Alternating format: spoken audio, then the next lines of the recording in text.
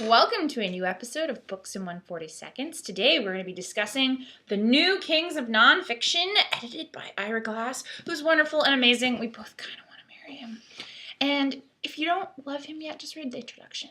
And then you'll want to marry him. The introduction to me was like a jolt of caffeine in the morning. I was reading on the bus. I'm kind of sleepy, not really sure I want to read anything that's going to demand a lot of me. But I was so completely engaged and in awe of the perspective that he has on nonfiction and the eloquence with which he makes an argument for it. He talks about just about all the essays in the book and gives examples of why they are exceptional pieces of writing and why he decided to include them in the book. And he's also a fantastic curator and editor of nonfiction, as this entire collection suggests. This is the best, I think, edited collection I've ever read. The stories are eclectic, they're invigorating, they're different, they're from a wide variety of voices, they cover a wide variety of things, from football groupies in England to Val Kilmer, who's crazy, and it's like the best essay ever, and you should read it, to an Indian man who decided it's his life mission to discover new artists.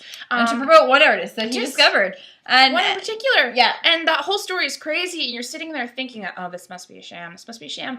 And we won't spoil it for you, but it's just a very, very well done piece of work I wouldn't have read had it not been in this collection. Absolutely. So that's what I really appreciate. It's new voices, it's inspiring, it's surprising.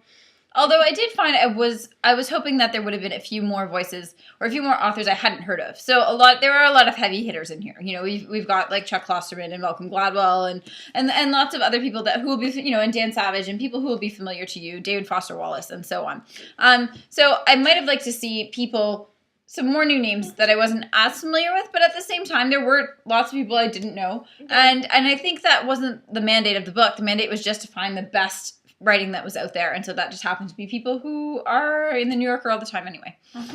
My one concern is that there's a lot of boys, but I guess there's a lot of boys. It sucks. There should be more girls.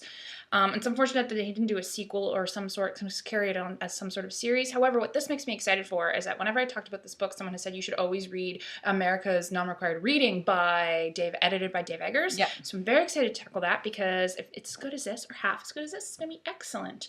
So I strongly recommend you read this. I strongly recommend that you fall in love with Ira Glass and that, yeah, just read it. Read it. But we get to marry him first. Of course. Sister wives. Sister wives.